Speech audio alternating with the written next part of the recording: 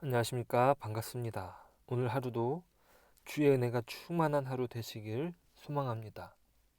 오늘 본문은 세일산을 향하여 심판을 명령하십니다. 세일산은 에돔 민족이 거주한 곳으로 에돔은 에서의 후손을 말합니다. 유다의 남동쪽에 위치한 에돔은 예루살렘의 멸망을 이용하여 유다의 영토를 차지하려고 했습니다. 에돔의 기세는 승리를 자축하는 분위기였을 것입니다. 그러나 그것은 하나님의 뜻이 아니었습니다. 하나님께서는 궁극적으로 에돔을 멸망시키기 위해 역사하실 것입니다. 주님께서는 심판이 세일산에 임할 것이라고 말씀하셨고 에돔은 황무지가 될 것입니다. 이것은 하나님께서 예전에 이스라엘을 심판하시겠다는 메시지와 동일한 것입니다. 하나님께서 심판하시는 이유는 5절에 기록됩니다. 5절 말씀 읽겠습니다. 내가 옛날부터 한을 품고 이스라엘 족속의 환난 때 곧 죄악의 마지막 때에 칼의 위력에 그들을 넘겼도다. 옛적부터 품었던 한은 무엇입니까? 그것은 야곱과 에서까지 거슬러 올라갑니다. 창세기 25장부터 기록된 내용을 토대로 야곱과 에서는 장자권을 두고 다툼을 벌였습니다. 장자권을 쉽게 생각했던 에서에게서 야곱은 팥죽 한 그릇에 장자권을 뺏어옵니다.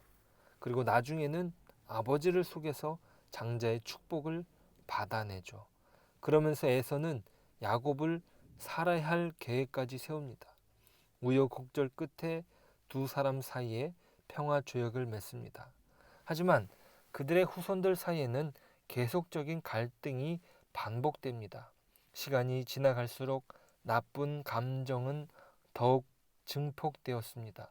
따라서 이스라엘이 하나님의 진노 아래 예루살렘이 심판을 받았을 때 에돔은 바벨론을 도와줌으로써 잃었던 장자권을 되찾기 위한 기회를 엿보았던 것이죠.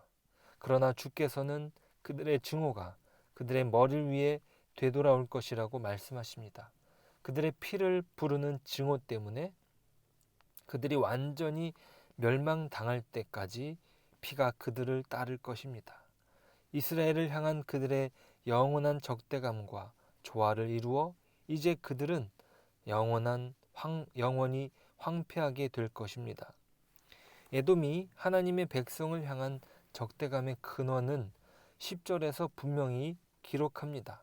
10절 말씀입니다. 내가 말하기를 이 두 민족과 두 땅은 다 내 것이며 내 기업이 되리라 하였도다.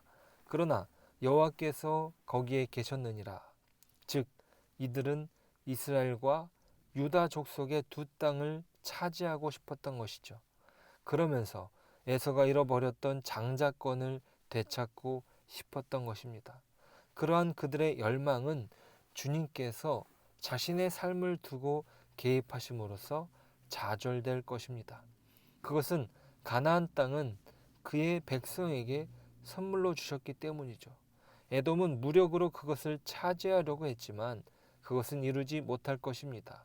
오히려 자신들의 땅이 황폐화될 것이죠.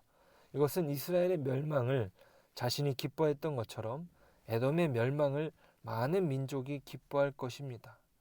그러고 난 뒤에야 비로소 그들은 이스라엘에게 가나안 땅을 영원한 상속으로 주신 분이 여호와이심을 알게 될 것입니다. 여호와께서는 현재 그 땅을 심판하심은 영원히 결코 영구한 것이 아닙니다. 우리는 여기에서 깨달아야 할 사실이 있습니다. 이 땅에 대한 영원한 소유는 하나님의 주권적인 선택으로 얻어진다는 사실이죠.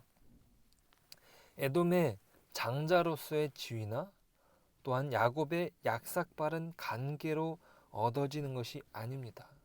이것은 자신의 이름을 영화롭게 하시는 여호와의 언약이 그것을 뒷받침합니다. 이스라엘의 기업을 보증하시는 것은 하나님의 영원하신 뜻입니다.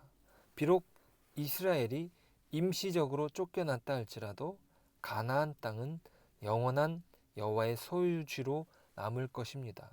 하나님께서 이스라엘을 심판하심은 그들을 돌이키시기 위한 조치인 것입니다.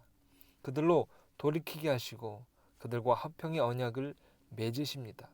살아계신 하나님은 조롱받지도 소홀히 여김바 되지도 않을 것입니다. 13절에서 에돔이 이스라엘을 대적하는 것은 곧 하나님을 대적하는 것으로 기록됩니다. 너희가 나를 대적하여 입으로 자랑하며 나를 대적하여 여러 가지로 말한 것을 내가 들었노라. 에돔의 어리석은 자랑은 궁극적으로 불신자들의 빈말로 여겨질 것입니다. 그들은 하나님 나라를 허물 것이라고 생각하지만 자신들의 먼저는 하나님의 웃음거리가 되고 그 다음에는 하나님의 저주의 대상이라는 사실만을 알게 될 것입니다. 오늘 본문에서 등장하는 에돔은 단순히 지리적인 의미로 그치지 않습니다. 에돔은 이스라엘의 하나님을 대적하는 모든 나라를 대표하는 상징성을 갖습니다. 즉 에돔의 운명은 하나님의 계획을 반대하는 모든 나라들의 운명을 대표합니다. 이스라엘의 불행에서 이득을 취하려 했던 모든 나라들은 질투하시는 이스라엘의 하나님 손에서 동일한 종국을 맞게 될 것입니다. 비록 이스라엘에 내린 심판이 이스라엘이 패역함으로 내려졌지만 그들과 맺은 언약은 폐지되지 않았기 때문이죠. 그 언약은 영원토록 그분의 이름 안에서 유효한 것입니다.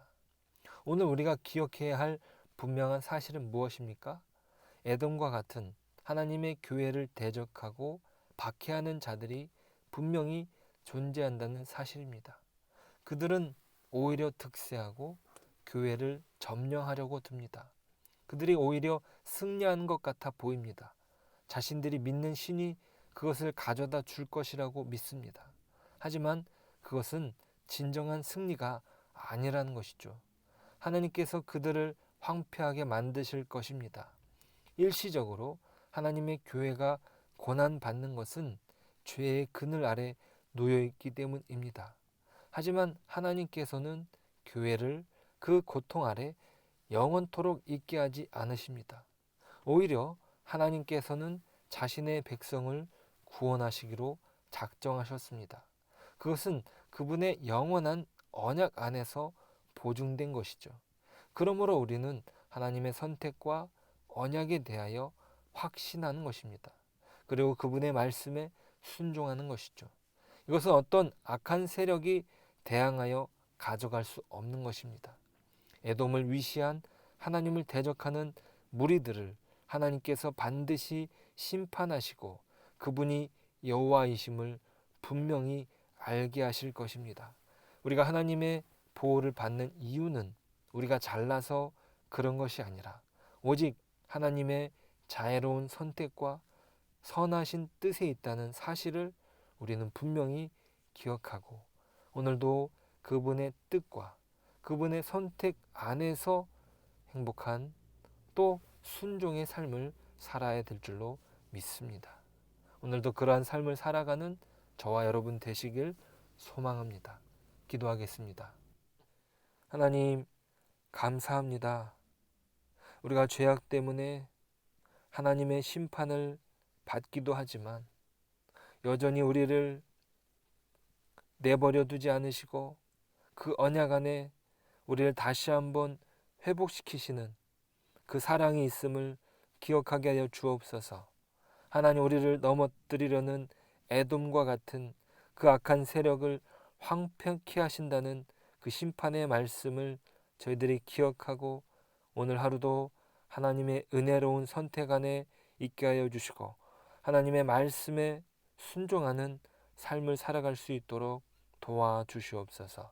오늘 하루도 주님께 영광 올려드리는 복된 하루 되게 하여 주시고 예수님의 이름으로 기도드립니다.